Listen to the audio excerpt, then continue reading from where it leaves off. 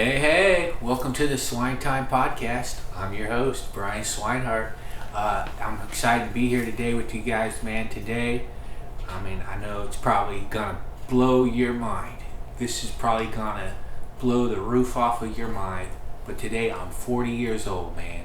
Today, I am 40 years old, and I'm here at the Brea Improv. Right now, I'm in the green room at the Brea Improv, and it's pretty wild, man, because I thought about it, when you have a birthday coming out, like it's like every 10 is the big years for you, 20, 30, well, I guess 21, but 40, dude, it's kind of a big deal because your life is at least halfway over as a man. You got to figure, pretty much. I don't know if I've had many, my dad died before 80, my grandpa died before 80, so, you're getting up there, man, and, but you still feel young and all that. So that's why today I thought, man, of all the things I can do, I want to do the same thing I do every night. I want to do a comedy show. And that's where I feel very lucky, because to be able to do if on a day when you can choose to do anything you want to do, and you choose to do the same thing you do every night, means that you chose a job that is good for you. You chose a career, man, that's good for you. And then saying things like job and career, man, it doesn't even feel like I should be saying it with performing stand-up comedy, because it's a love. It's what I've been doing since I was 22. It's been actually 17 years, because I started stand-up in the summertime when I was 22. So, and I think about all the different people, the people that you meet in this job and this career is probably my favorite thing, because I get to have beers after the show with people from all over the country I've met, and you understand the different areas and things. I feel like a comedian knows a lot more about the world that's going on and the people in it than anybody working at a news. We're more accurate with what's going on in the news in the world than anybody working at CNN. Because we're actually out here with the people, and they're coming and talking to us about real stuff, And so comedians, we really are on the pulse of life, and we got to stay current to keep our audience going. And so I'm just counting my blessings to have such a long run of being a comedian. And I look at it like this: comedian is being comedy and the comedy stage is my number one. That's my number one love. And everything else is a side chick. All the others is just a side chick. All the women that have come in and out of my life over this time, but what's always there for me? The stage. Whenever something sad happens, or, tragedy or painful, I always come back to stand-up comedy. It's my purpose. I love it. So that's where I am today, in this green room. This is what we do. This is a green room. This is where we get treated good. That we have a waiter come in, or a waitress, and they bring us drinks and food, and we chill out here, and we look at our notes that we're going to do for our jokes for the night. We get prepared. This is all right in here in this green room, And when you look at your life, you look at where you start and what you accomplish, and it's interesting that if you stay persistent at something, you will get there. Because for the longest time, I always dreamed of being a headliner in a major club like the Improvs, the Brea Improv, the Hollywood Improv, all the improv clubs. I always dreamed of being, Dayton, Ohio, Wiley's, by where I grew up. I always dreamed of being a headliner at these clubs, and boom, now I'm there. But what did it take? Years and years of facing rejection, really. So many no's and tough shows, learning from your tough shows, It's interesting in life, your toughest experiences are what's going to make you the best. That's what helps you the most. So when I was first starting, I had this gig at in this place called Coos Bay, Oregon. And man, that was painful. That was a tough show. But you know what? That was one of the toughest shows I've ever had in my life, and I've had some tough ones. And that sticks to my mind as being one of the toughest ones. But that night changed me, because did so bad, nobody wanted to talk to me. Even if I wanted to go out and get something to eat, I was afraid to leave because I had bombed so bad. So I went to my hotel room and I took my notepad and I just went to town, and I improved myself, and as you get better, it's a little tougher though, right? Because you're having good shows all the time, but every now and again you'll run into a snafu, a snuff, I don't know what, a tough show, something tough, unexpected, and then that once again brings you back to the drawing board, because you always got to improve yourself, and you're never finished, and that's what's tough, because we all look for a goal line, a finish line, but the reality is you're only finished when God tells you you're finished and He plucks you off this earth and takes you to wherever you go next.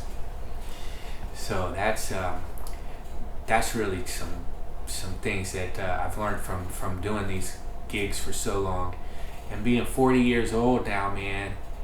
That is just, you don't want to hit that number. It's like, that's why I needed a gig, man. I didn't want to get depressed, and I really don't want to celebrate it. That's a lot of difference between men and women. Me, I'm looking at my birthday as a business opportunity to, have a gig and make some money. But the difference between men and women, I don't think we really celebrate. I mean, I know girls, they'll have 3, 4 different, 5 different birthday parties in a week. I want today to be over and move on till tomorrow and life as usual. But, we'll see if it's just a number. I mean, today I bench pressed 225. That's not bad. I weigh 175, dude. I haven't really lost much strength. I don't know. I think there's a lot of bull crap people try to tell you about getting older and this and that. I mean, you do lose some stuff, I guess, because you're not doing it all the time. But if you stay active and stay consistent, you'll still be healthy and strong. I mean, there are certain things that could happen, but generally speaking, if you just stay active, you can keep your strength and stuff. But what happens is that people get tied down with things. Now, I don't have a family, so I think that makes a difference, right? I don't have a woman I got to go pick up from work or whatever the heck. I don't have a lot of distractions. I mean, I've focused my life mainly on me, which I guess is self-centered, but I look at it like I'm helping the world, because I feel like laughter is the best medicine, and I try the best I can to bring that out every night, and it's all subjective. So you might hate the swine, but plenty of other people like the swine. So and I talk to myself on the third person. But yeah, man, I'm just like happy to be doing something, and each town you go to is different. I just got back from Minnesota, the Mall of America, and that was kind of a tough club because they have real high ceilings and this and that. And there was just interesting to see how places are, because so many people from Somalia live there. You never would think that in Minnesota, but it's like main population is people from Somalia, because there was a war in Somalia, and then they all moved to Minnesota. So they moved to Minnesota, a lot of them. So you just get used to performing in front of different people and different cultures. And I mean, I'm just counting my blessings to have this job for so long and keep doing it, and you keep learning and growing, and it's never done. Every day I try to write something. Some days I'm very unsuccessful, but some days I'm successful. And a lot of times on stage, people ask how you write. Well, there's different ways. You can write on stage by just talking something different and taking the chance that it'll fly, and then you just kind of work your material that way. And you can also do it just with pen and paper, and sit down and just write free form until you come up with something, and just sit there and write jokes. It's like a sport, dude. There's like a lot of different ways to go about it. So that's something I've been thinking a lot about, man. And now that I'm 40, I'm ready to give advice, I felt like, oh man, I don't know nothing. But now I've got plenty of advice, man, especially for guys that are coming up. I want to talk to guys that used to be that are like I was back then, to help out, because if I would to do my life different, there are some things I would do. Life is like a choose your own adventure book, right? But the thing is about a choose your own adventure book, you get to choose all the different adventures. You just keep reading the book and then choosing the different ones. so you know how it would have turned out, right? But in life, you don't know how things would have turned out if you would have done them different. So sitting here today, I guess I've made a lot of good decisions because, I got a gig tonight at the Brea Improv, very awesome club, and there's going to be an audience there to see it, and I'm going to have a great time. So a lot of decisions were right, and there are some things that in life you could do that probably would have helped you more, and you live and learn. But I tell people now, man, you got to just focus on what you want at a young age and just stick with it, and try not to get offset. I mean, there is a time for fun. You have to have it. But I look back at all the times I went to nightclubs and stuff like that, and I'm like, man, I should have just stayed home and read. Bettered myself, right? Because a lot of the people you hang with when you're young, they're not in your life when you're older. They're gone, However, going to a nightclub led me to become a comedian. And how that happened was I was at a nightclub, and I was hanging out, and I started talking to this guy, and we became friends, Dave Banks. And we were going to talk to these two girls, and he's like, I like that one. I said, that's cool. I like them both. And we went up and started talking to the girls, and he gave me his card, and he was doing a comedy night at the Ice House. And I went to see his show, and that night, and the day of his show, I was actually at a barbecue with some other friends, and they told me, hey, stay at the barbecue, why are you going to leave? And I said, no, I want to go see a comedy show. I've never been to a comedy show. And I went to the comedy show at the Ice House, and I was like, whoa, that's what I want to do. And then he introduced me to the guy who booked him on the show, who booked bringer shows. A bringer show is where you got to bring 5 people so you can perform on the show. Well, I didn't know anything. The guy asked me, hey, can you bring 5 people to the show? I said, yeah, because I knew all my friends from work would come. So I did the show. And, of course, all my friends from work would come. And they just would laugh at anything I said because they were my friends from work. And that's how I got started. And then the next show I went with no people that knew me, and I bombed, and I felt miserable. And I had a friend that was talking with me and calming me down because the show went so bad. And then I woke up the next day and I was all bummed out about it. And that's when I knew I was going to keep doing it. And that made me even more bummed out because I knew there'd be more painful and tough experiences along the way. But I kept on it, and that's something that got me. Life, last night I had another dream about wrestling. I had a dream that I was back wrestling again, in high school, but I'm 40. And Coach K, one of the coaches, told me, dude, we can't put you in the match. You're not a high schooler. You can't wrestle. And wrestling and comedy are two parallels in my life that neither one of them I was any good at when I started. But I enjoyed both of them so much I never quit. And, even if, you don't become the greatest, okay, never made the Olympics, never, did that much, never, but I accomplished certain goals in wrestling, and I've accomplished certain things in comedy. And one thing that's hard to learn in life is that it's not a competition. And it's hard for me to learn that because in your endeavors, you see people that are more successful than you, right? That are further along, or that have made more money, or, each night, instead of, a person, instead of just being happy that, dude, I'm doing this, you're often looking like, well, I'm doing this, but someone else has a TV show, or someone else is performing in theaters and I'm performing in comedy clubs, see? But that mindset never allows you to be happy with what you have, or to accept, dude, I came a long way from the garbage can I was to where I am now, So that's hard, and I feel like with technology, it's making it harder for people not to compare. It's so much harder not to compare now because every day there's people are putting their best things forward. And I'm going to do the same thing. I'm only going to put the best moments of tonight up.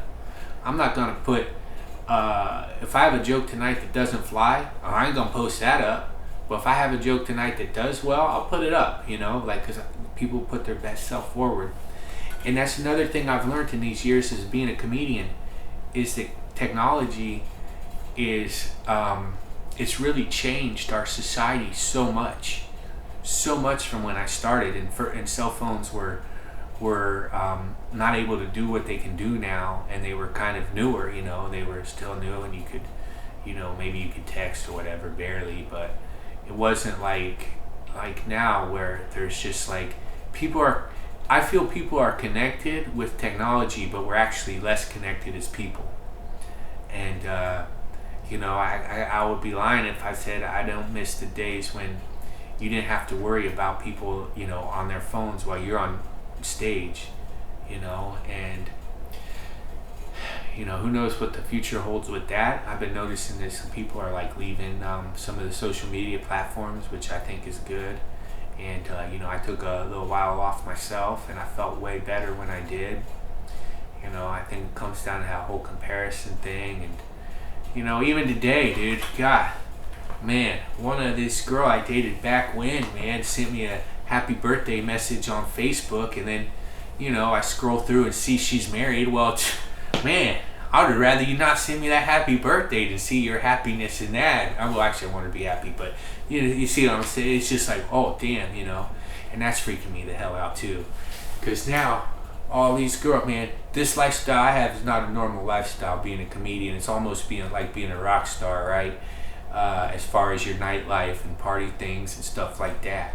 So now all these girls, women I knew, back in the days, they've got kids and are married, and man, I'm still going for the same age girls as they were back then, but they've moved forward in their life. And I'm still, it's like McConaughey, I keep getting older and they stay the same age. It's really like that, man. So we'll see, man. Tonight's a big night, though, to be able to do this, man. And I got my health and everything, and just to get out on that stage again, on this day, turning 40, dude. It just went by so quick, man. Like, the 4 years in high school took longer than the age from 20 to 40. Because in high school I remember thinking, man, when the hell am I going to be out of this crap, And now, boom, my classmates and I are all 40 now. It's like, damn, And so I'm lucky, dude. And I want to thank all these people that have, come to my shows and supported me. And I think that's probably the number one thing a person needs in life is support. We want to be independent. We want to do all of our stuff ourselves. But you need support, man. You need a loving hand. You need somebody in there to help you and guide you, And one of the most important things is mentors, If you're out there, just try to find yourself a mentor, even if it's just, reading a book about somebody that you want to be like. I've read a lot of books on comedians, and learning what they did and what made them and their struggles, because, in life, most sports, in sports and business, there's a few people, I guess, like LeBron James just went straight to NBA, but most people have a certain path that they take to get somewhere, and comics are the same, even the big ones that have made it, and that goes in any business, what I'm talking about mainly is always going to do around comedy, because that's my life, and I like having something in my life that is my life. There's never been a question since I started this gig at 22, my first time on stage. Now granted, I say I started at 22, but I would not perform very much, maybe once a month, because my nerves would get so bad. I had bad terror when I first started, so I would perform once a month because of my nerves for about the first year. But I still say that that's when I started, and then I slowly started getting into it more, and had the day jobs and this and that, and I've learned a lot. And this gig, being a comedian, teaches you a lot about yourself, because you can't lie to the crowd. People won't laugh at you if you're lying to them. There's a lot of truth that has to be said for them to laugh at you and believe you. You can't be a character. You can't be something fake. You gotta be. You can be a character of yourself, but you can't be fake. You know, you can overdo a certain part of yourself that people like, but they want to see a real, and that's hard. It's easier. Sometimes it's easier for people to see who you are than you are to see your own self. You know, that's something that takes a lot of work, is to know who you actually are as a person and whatnot. So that's where we are. We're gonna have I'm gonna be doing more podcasts. We're gonna start filming these podcasts, and if you're watching or listening to this, and you want to hear a certain topic or some kind of thing going on with you that you'd like to talk about, feel free to reach out to me. Hit me with any questions or thoughts or ideas of things that you'd like to see covered in the upcoming podcast. And as far as the podcast go, I really am glad that I built it up. I've had we all have flaws in their life. I've been inconsistent on keeping them going as often as I want, but now I got a whole new plan and schedule on how to get them going on a weekly basis, and so that's going to be a lot of fun. So if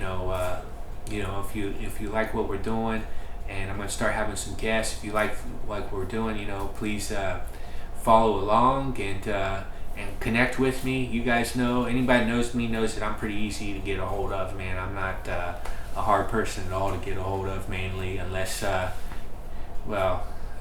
blocked some people on Instagram, but if you ain't totally getting on me, then but those are mainly people that needed to be blocked. I mean, and more, yes.